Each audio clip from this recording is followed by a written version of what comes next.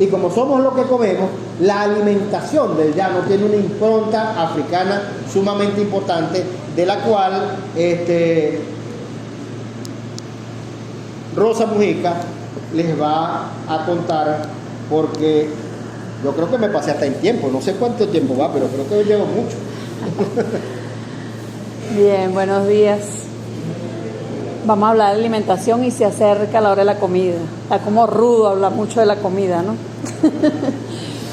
Bien, cuando nos comenzamos a investigar acerca de la comida, cuando decimos comida, todos sabemos que comer es una necesidad humana fundamental.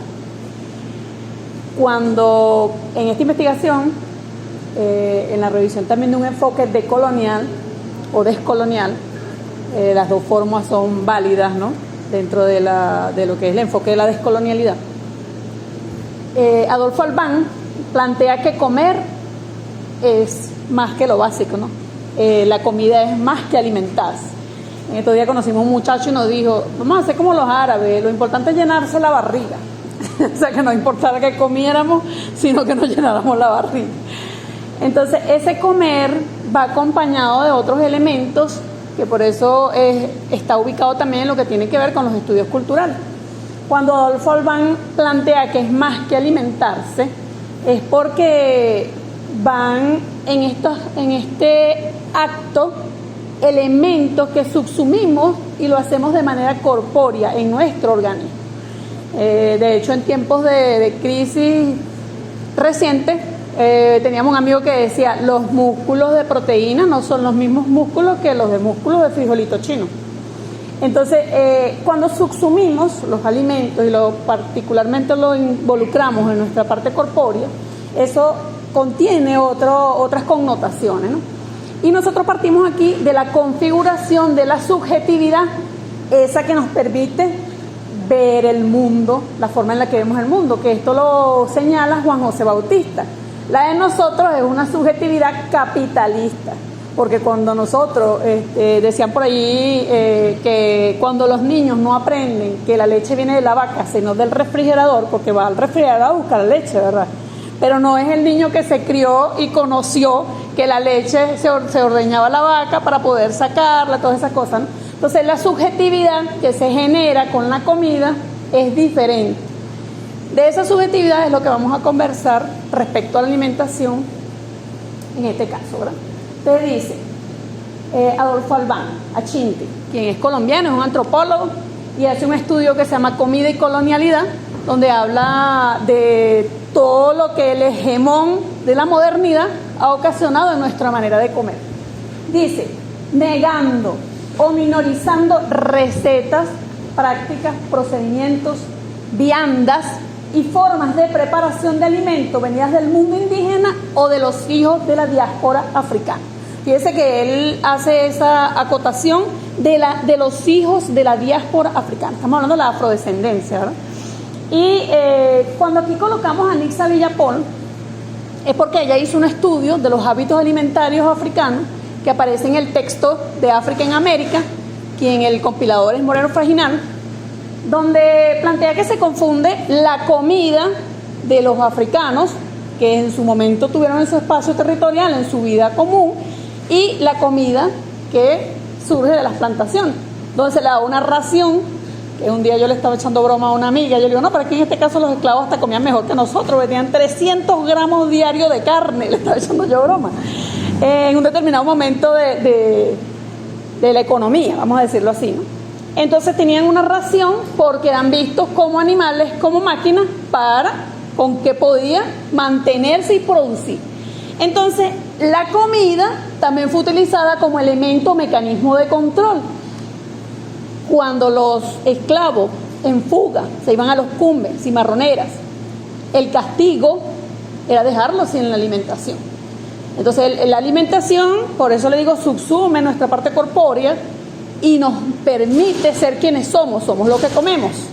Pero eso también en un espacio como el que vivieron los africanos, cuando buscaban escaparse, de hecho hay una parte que decía que si volvían a intentarlo, les podían quitar la vida. O sea, hay una serie de normativas que ellos pusieron para su beneficio, por supuesto, Pero nosotros nos damos cuenta que estaban condicionados en su forma de comer porque no comían lo que ellos escogían, sino lo que les daban en las plantaciones. Un elemento que debemos considerar es que cuando ellos son tomados en cautiverio, ¿verdad? Y se los traen en los barcos negreros, a ninguno le dijeron haga la maleta allí y se trae lo que usted se quiera traer.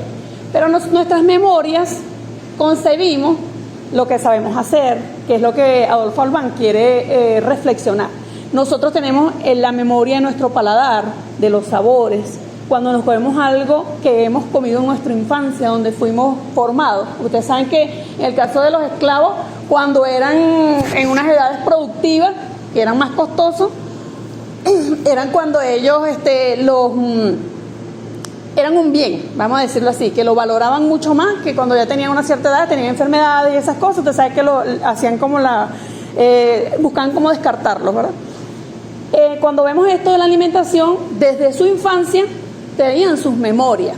Y hemos visto también que las cocineras eran quienes eran al servicio de los españoles. Entonces, algunas cosas, remembranzas de su manera de hacer las comidas y de las que se trajeron los españoles y quienes vendieron a los esclavos, son las que vamos a revisar en el día de hoy.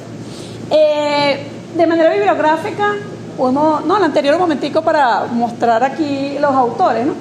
Nixa Villapol, quien estuvo en Cuba durante 48 años con un programa que se llamaba Cocina al Minuto, planteaba con elementos, aquí vemos unos elementos del epistemicidio, que es una cuestión que quiero resaltar. Nosotros en la investigación, por supuesto, yo me conseguí con una persona que realiza una maestría y una tesis donde, digamos que le echa duro, ¿no?, a Nixa Villapol. Ella se mantiene como 48 años en ese programa televisivo, en plena crisis en Cuba de cómo poder cocinar con los elementos que habían, pero resulta que hay otros personajes que nos dicen que Nixa Villapol, para el momento que comienzan a hacer la propuesta de hacer el programa televisivo, no sabía cocinar. Es chistoso, ¿no? Porque duró 48 años haciendo un programa de cocina, donde daba recetas y la gente la esperaba, y hay hasta referencia que en la audiencia, cuando miden los ratings de audiencia, era mayor que las telenovelas, porque la gente, como con la dinámica diaria de cómo cocinar, ella una vez hasta hicieron un postre con cerela, una cosa, y la gente se sorprendía de las cosas que inventaban, por decirlo así, ¿no? Y entonces, cuando vemos esto, vemos que es un logro que un programa haya durado tanto tiempo en el aire, que le haya servido a tanta gente, que sea una referencia. Resulta que detrás de ellos está Margot Bacallao. Margot Bacallao, que como decimos nosotros, entonces ella era blanca y bonita para presentar la parte de comunicación, que es hay unos locutores que hacen un programa y dicen, comunicacionalmente, Nixa Villapol era la que se presentaba a las cámaras. Quien cocinaba era Margot. Entonces eso es parte de ese mismo epistemicidio en el que nosotros nos encontramos inmersos. A veces quien hace algo detrás cámara, porque a la cara asume que es de él, y bueno, asumimos y le damos el mérito solamente a la persona.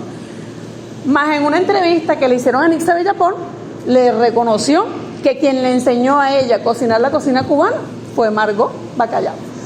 Ella murió de 96 años, y es como ver en esa misma estructura de relacionamiento cómo se ha permitido, pues, que lo que nosotros vemos, que ahorita vamos a ver los ejemplos, no lo podemos reconocer como nuestro, porque se ha naturalizado como de otro, que es lo que ocurre con la comida.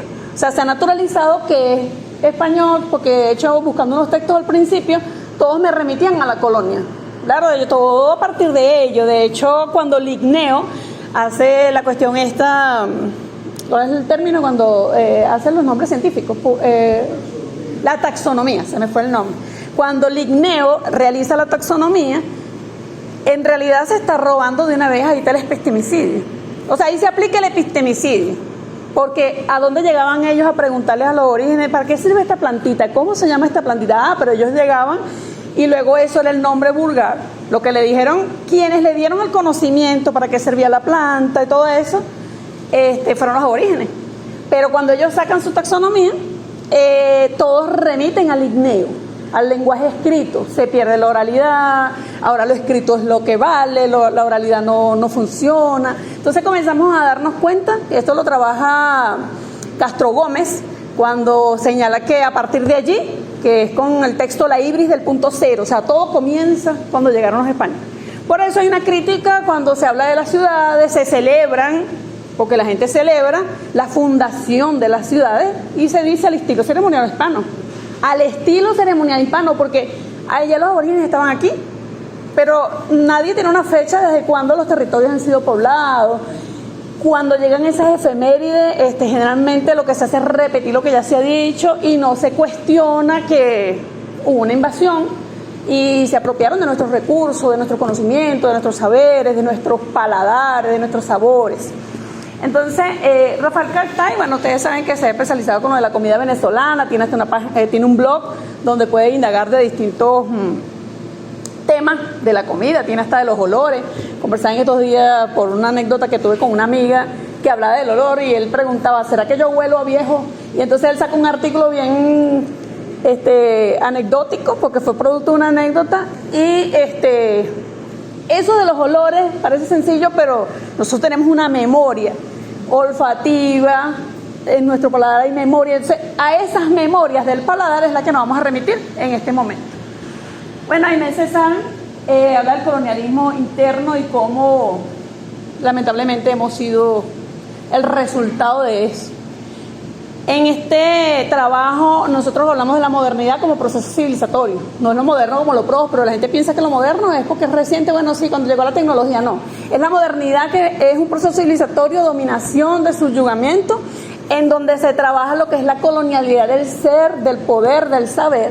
Esta colonialidad vienen siendo esos vestigios, porque ya los españoles se fueron, porque seguimos haciendo lo que seguimos haciendo con esa marca de esa impronta español. Por eso mismo, como hablaban ayer cuando estamos conversando, cuando viene la marca de la res, ya marcada, ¿verdad? Nosotros tenemos esa marca, esa impronta español en cuanto a lo que tiene que ver con la colonia. Entonces, la siguiente, por favor. El mayor ejemplo lo tenemos en nuestra comida. Nosotros aquí colocamos algunas cosas. La polenta. Hay unos textos que te lo consiguen, dice que son italianos, otros no sé qué, pero cuando nosotros comenzamos a revisar la forma de hacer los atoles, farináceas para los niños, viene de África. La forma de hacer las papillas y preparar es africana. La polenta, yo comenzaba ayer y mencionaba lo de la cafunga, ¿verdad? Polenta, funche, cafunga. La cuestión es cómo hemos naturalizado recetas, alimentos. Creo que la búsqueda tiene que ser como con procedimientos, comidas, ¿verdad? En la que nosotros podamos determinar qué comemos que tiene ascendencia africana. Por ejemplo, esto de la cafunga que les estaba mencionando. En mi familia se preparaba, desde niña, conozco los bollitos de cambur, que se realizan con cambur verde, con especias, y hay guayabita, canela, clavito dulce, papelón, azúcar. Se amasa normalito, se raya pues el cambur y se prepara igual como se hacen las hallacas, en la hoja del cambur, el plátano, depende de lo que lo haga, ¿verdad? Nosotros lo hacíamos con cambur, pero en la investigación me pude dar cuenta que, por ejemplo, en Curiepe lo hacen con cambur maduro, no le echan azúcar para darle el dulce natural. Yo lo conocía como bollito de cambur. Para mí eran bollitos de cambur dulce. Y lo veía, y cuando ellos se cocinan son negros, porque como el cambur es verde, ustedes saben que la mancha se procesa y es negro. Cuando reviso a Rafael Cartay, dice que se llama cafunga. Yo digo, Armando, primera vez que escucho ese nombre, porque no había indagado, no había comparado. Es como cuando tú lees algo, yo había escuchado que alguna vez alguien me decía cafunga, pero para mí era un alimento desconocido. Eso es algo que yo no he probado, ¿sabes? Pero cuando me dicen cómo se prepara, bueno, en mi casa hemos comido cafunga toda la vida, pero yo no sabía que se llamaba así. Entonces yo creo que tiene que ver con procedimientos. Las frituras son netamente africanas, y a nosotros cómo nos gustan los sofritos. O sea, el que diga que no le gustan las grasitas, el sofrito, cuando tocan el tambor, que están hablando de la música, que no tiene que ver con la alimentación, pero es la alimentación del espíritu. El que no siente esas ganas y dice, yo no sé bailar, pero es que me provoca, siento bailar. Hay una memoria. O sea, tenemos una memoria de unos elementos que están allí que debemos revisar. Las hallacas, casi todo el mundo sí, eso tiene aborigen español, esa es la más conocida. El mondongo, en honor a una zona de África que se llama Mondonga, y que de cada uno podemos inventariar toda la historia, el recorrido, cómo la consumen allá. De hecho, hay otros nombres con los que denominan algunos platos de los que se dan acá, allá, ¿verdad? Pero con ustedes la preparación es la misma. Es la misma. El café. ¿De dónde nos viene el café? De Etiopía. Nadie que se toma el café en la mañana piensa, está bien africanito. Nadie. O sea, y mucha gente toma café. Pero usted ve que es una invisibilización. La gente, bueno, de hecho, Adolfo Albán trasciende el término invisibilización. Dice que más allá de invisibilizado es que es una experiencia silenciada. Y el café, hay una remembranza con lo que hacían en la mañana para los esclavos. Cuando los sacaban a trabajar, les dan un trago aguardiente para activarlo, para que se moviera a trabajar, un trago. Dice que ese cafecito en la mañana genera esa energía para comenzar el día. O sea, es una memoria. De paso viene de Etiopía, o sea, no es que se busque un sustituto, es que son nuestras memorias que están allí. Y bueno, nosotros tuvimos en un compartir así como con unas compañeras allá en el municipio allá en Portuguesa, y ella le presentó una enfermedad, ¿verdad? Y los médicos no sabían qué tenía.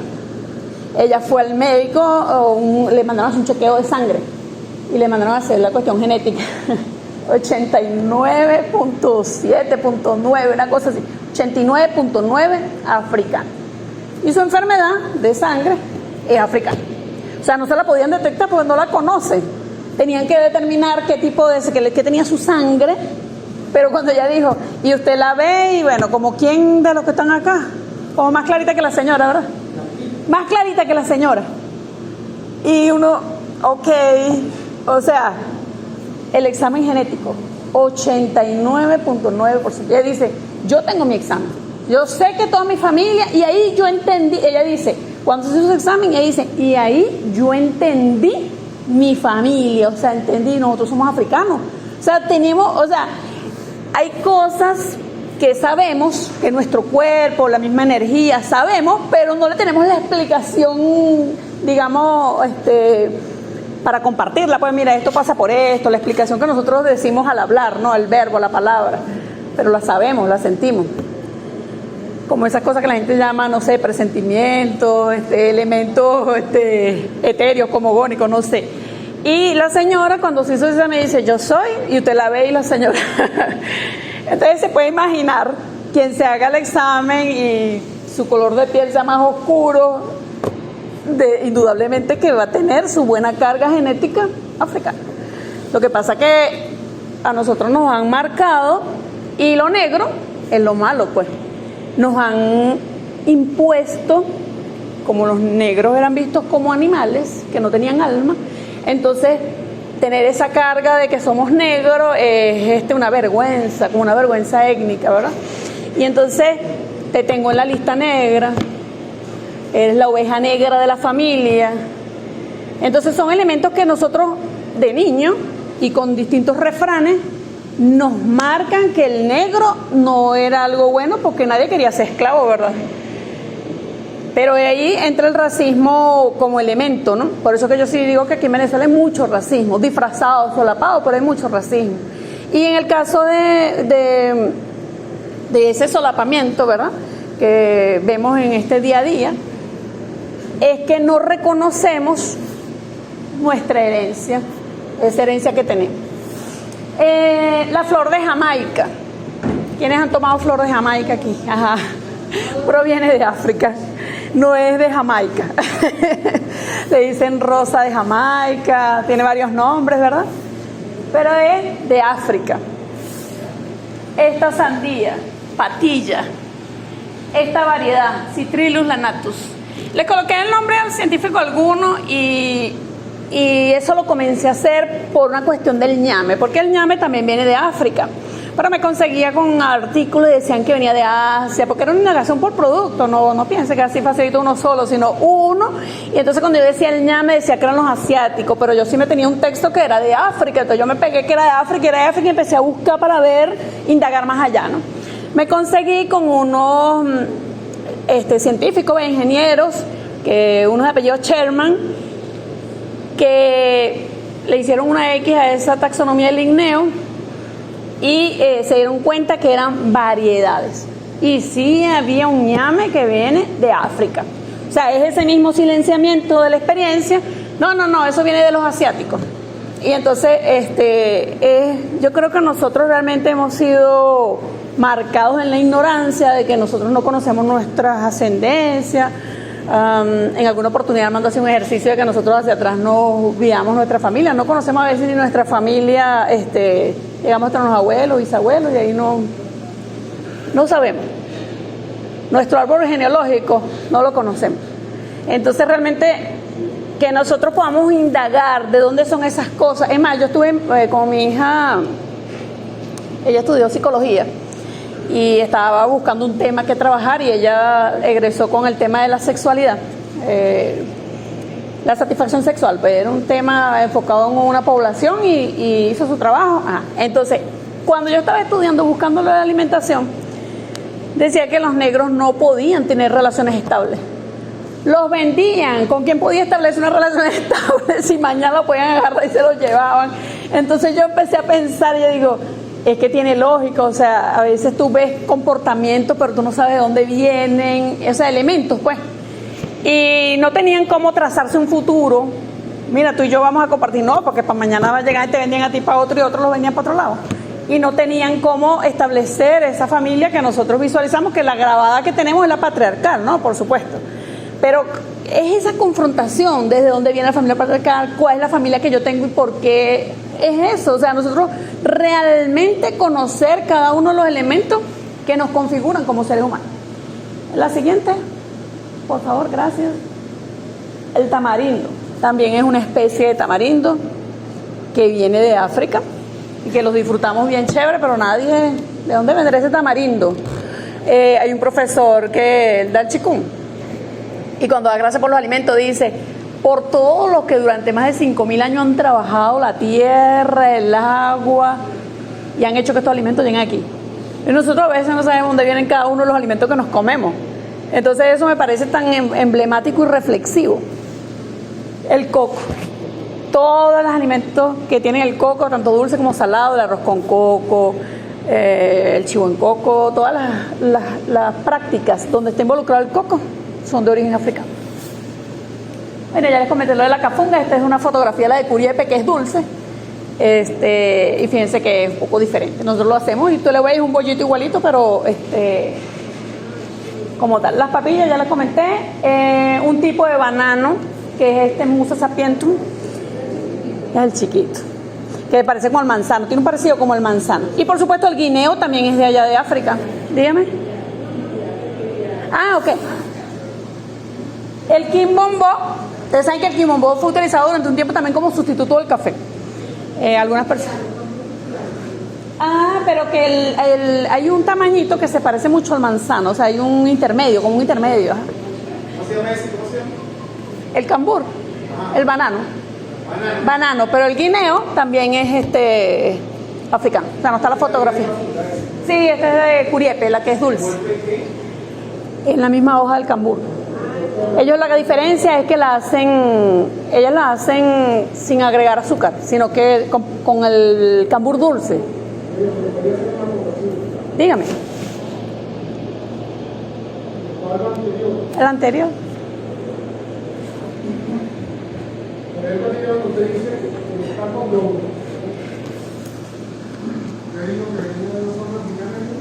Se llama mondonga. La siguiente. Bueno, para cerrar, yo sé que hablamos de comida, ya no es por la comida que estamos hablando, es porque ya la hora se ha ido rodando y ya viene la hora del almuerzo, y es una hora que nosotros, a mí lo que me parece más relevante de la alimentación es que esa combinación de sabores, lo que el señor decía con lo de las hallacas, yo siempre reflexionaba con las hallacas, que nosotros hasta buscamos recetas para hacer una hallaca, porque de generación en generación a veces no ha sido pasada para nosotros, ¿no? Tenemos nuestra sazón en nuestra memoria, ¿verdad?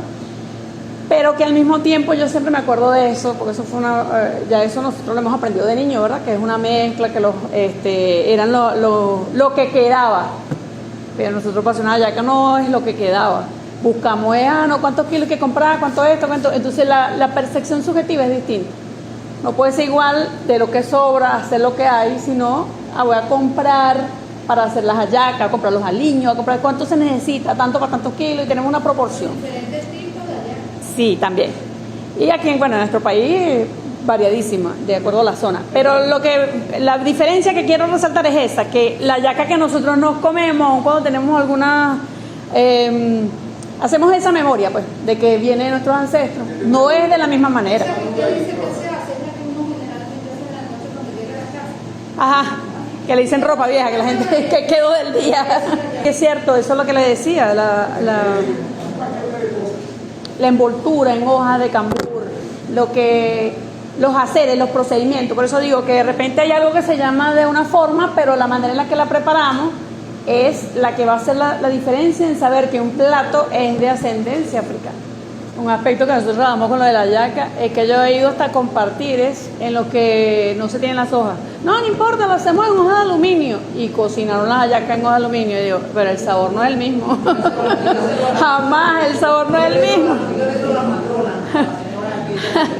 El sabor no es el mismo. Entonces, para que vean la forma en la que nosotros vamos cambiando la cosmogonía, si se quiere, porque en otro encuentro me recuerdo que fue en el encuentro de Turas, estaban los árboles pintados de blanco, ¿no? Y mi inquietud fue preguntar si toda la vida los árboles habían sido pintados de blanco con cal. Me dice, no, eso lo hicimos nosotros para que se viera bonito. Y la cal, ustedes saben que es dañino para los árboles, y son árboles grandes, y entonces yo me quedé así. O sea, es una ofrenda de la cosecha, dar agradecimiento a la naturaleza por la cosecha, y entonces le estamos echando cal a los árboles para que los que vienen la vean bonito. Los árboles son bonitos por naturaleza, no necesitan cal.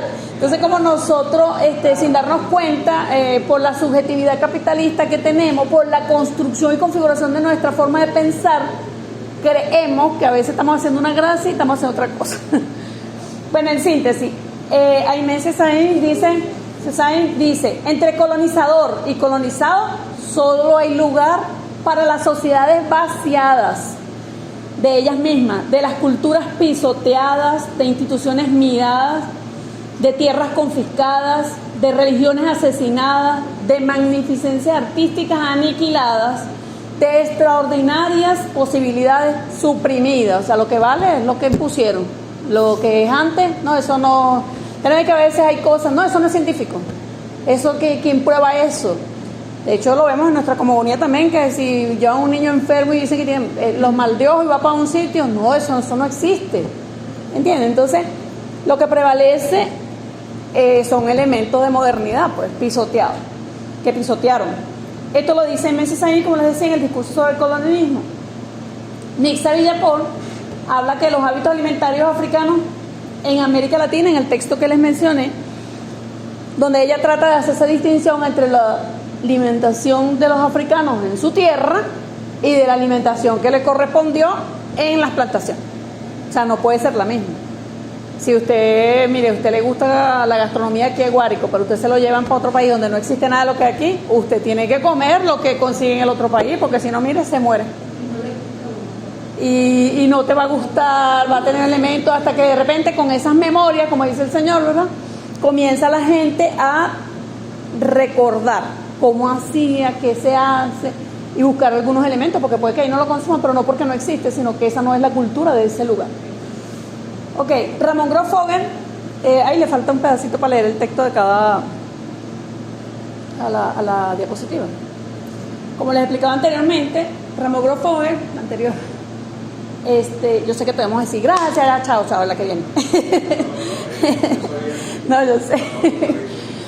En de Ramón Grosfoguer tomamos lo que es el epistemicidio y el extractivismo epistémico, que ya lo comentamos, que vinieron ellos, se apropiaron de lo nuestro, y entonces lo que no está escrito no tiene validez. Claro, pues si ellos lo escribieron, pues vinieron acá y se lo robaron, porque no tiene otra palabra, se lo robaron. Ellos nos dijeron, gracias a los orígenes de tal sitio, de tal sector, en ninguna parte te consigues eso.